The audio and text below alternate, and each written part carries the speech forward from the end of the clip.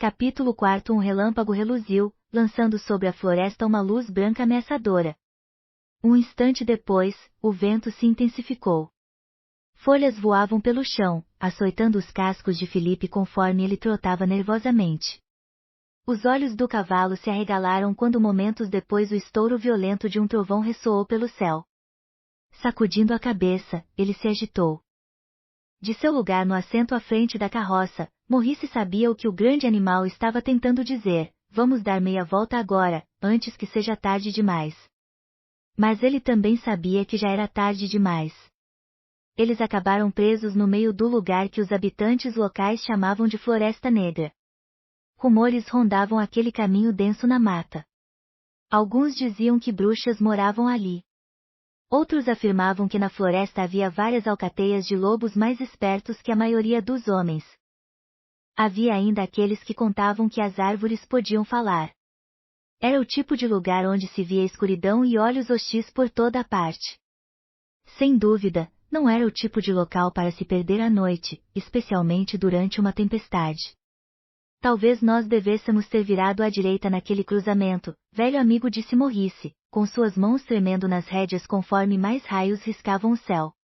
Ou talvez eu deva parar de fingir que meu cavalo entende o que falo. Outra descarga de raios caiu. Só que, dessa vez, eles quase atingiram Maurice e Filipe.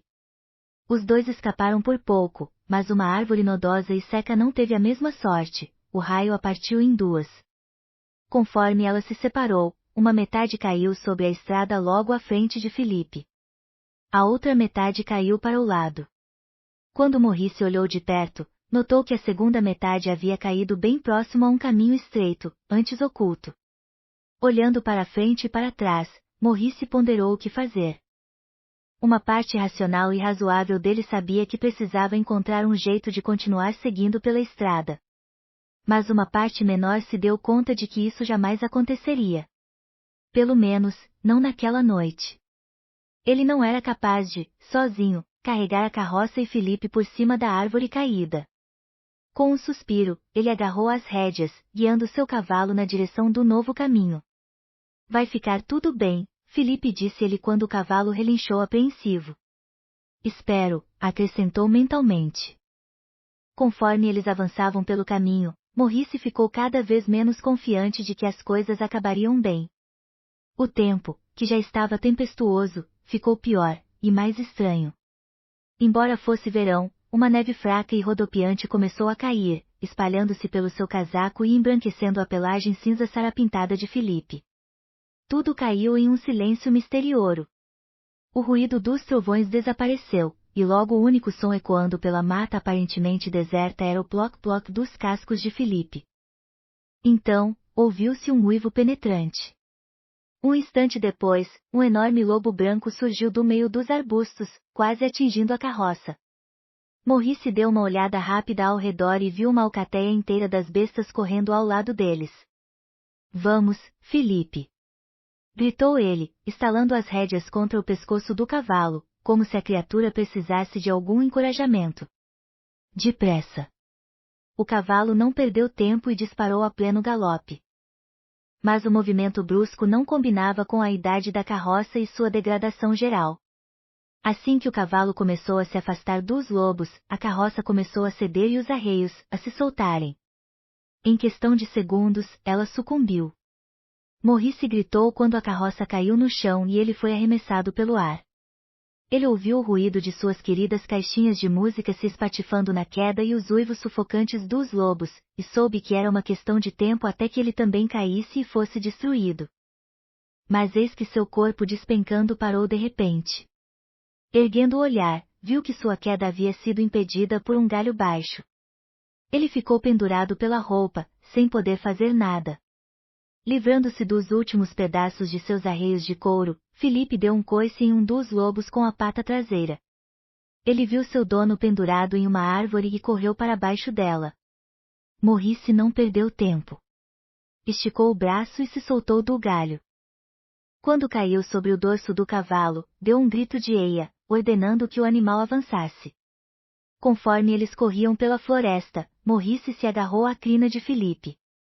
Os lobos o seguiram, com os olhos furiosos e famintos e bocas abertas que revelavam os dentes afiados. Maurice pensou ter visto algo de relance com o canto do olho. Poderia haver algum tipo de estrutura. Um refúgio seguro neste lugar desolado? Um instante depois, ele soube que não estava imaginando coisas. Um gigantesco portão ornamentado, coberto de gelo, apareceu de repente adiante. Eles dispararam naquela direção, e o portão se abriu ligeiramente. Filipe o atravessou. A ponta de seu rabo mal havia acabado de passar quando os portões se fecharam. Atrás deles, os uivos dos lobos se transformaram em ganidos medrosos, até que desapareceram totalmente quando as criaturas se foram. Se Maurice não tivesse acabado de escapar com vida e por pouco de uma alcateia de lobos, ele provavelmente pararia para analisar o sumiço repentino dos bichos, ou mesmo o estranho portão, que se abriu e fechou sozinho. Ele também se perguntaria como um castelo tão grande e adornado como aquele que se erguia à sua frente poderia surgir no meio do nada. Naquelas condições, entretanto, ele não parou para pensar no assunto. Em vez disso, avançou com Filipe na direção do enorme castelo e quem quer que morasse ali. Maurice já tinha visto construções grandiosas antes. Afinal, ele havia passado a maior parte de sua vida em Paris, onde belas edificações dominavam o horizonte. Ele testemunhara o talento artístico necessário para criar tais maravilhas arquitetônicas e, sendo também um artista, admirava aqueles que transformavam suas visões em realidade. Mas nada do que vira em Paris poderia prepará-lo para o castelo que estava diante dele agora. A estrutura parecia desafiar a gravidade, com grandes torres que se erguiam no alto do céu tempestuoso. Suas laterais eram feitas de pedras cinza esculpidas de tal forma que o castelo parecia brotar do chão. O caminho em que Filipe trotava era na verdade uma longa ponte que se estendia sobre um fosso congelado e terminava na frente da entrada colossal do castelo. À direita das portas gigantes, havia uma grande colunata. Para a surpresa de Maurice, belas roseiras cresciam atrás das colunas, apesar do estranho clima. Rosas brancas brotavam em todas elas, tão claras que se destacavam na neve. Um breve arrepio de medo atingiu Maurice. Rosas crescendo na neve? Era algo sobrenatural. Tão rápido quanto veio, a sensação se foi quando ele notou o grande estábulo do castelo. A porta da construção estava aberta e uma luminária estava acesa do lado de dentro. Maurice guiou Filipe até lá, então desmontou depressa e o conduziu para dentro do estábulo. Parou sobre a soleira e observou ao redor. Parecia um estábulo normal o suficiente. Água, feno fresco, constatou, acariciando o animal. Parece que você está acomodado, velho amigo. Descanse aqui. Ele olhou de volta para o castelo logo além e comentou, enquanto isso, vou cumprimentar nosso anfitrião.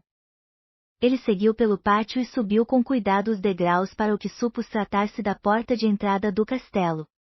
O formigamento de medo voltou conforme ele mirava uma fileira de tochas suspensas por mãos esculpidas em ferro. As mãos pareciam tão reais que Maurice não resistiu a alcançar uma delas e tocá-la, apenas para ter certeza. A mão continuou imóvel, mas as portas não. Elas se abriram de repente diante dele. Olá? Chamou Maurice, estudando o interior do castelo. Tem alguém em casa? Sua voz ecoou pelo saguão enorme e vazio. Maurice só pôde distinguir o som fraco de um cravo, vindo de algum lugar no fundo do castelo.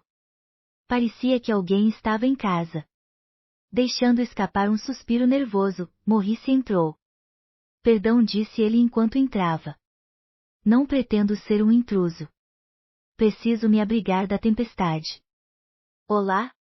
A luz fraca atravessava as janelas altas e mal iluminava o interior do castelo. Notando um mancebo, Maurice tirou seu chapéu e casaco e os pendurou para secar. Sem as camadas de roupa gelada, Maurice se sentiu um pouco melhor. Ele continuou adentrando.